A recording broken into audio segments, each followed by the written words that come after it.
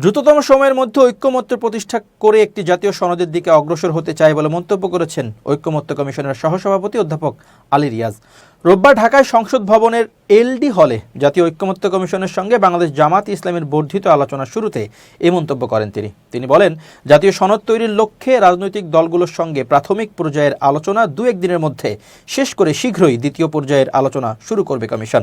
প্রাথমিক পর্যায়ে যেসব বিষয়ে মতভিন্নতা থাকবে, দ্বিতীয় পর্যায়ের আলোচনায় সেসব বিষয়ে ঐক্যমত্যের লক্ষ্যে অগ্রসর হতে পারবেন বলে বিশ্বাস করেন তিনি। অনেক রক্ত ও প্রাণের বিনিময়ে আলোচনার সুযোগ সৃষ্টি হয়েছে উল্লেখ করে সূচনা বক্তব্যে অধ্যাপক আলী রিয়াজ আরও বলেন, যাদের আত্মদানে এই সুযোগ তৈরি হয়েছে তাদের প্রতি আমাদের দায় আছে। এ দায় শুধু জাতীয় ঐক্যমত্য কমিশনের নয়, বরং বাংলাদেশের সব রাজনৈতিক শক্তি, সুশীল সমাজ এবং সামাজিক শক্তিগুলোরও এ দায় রয়েছে।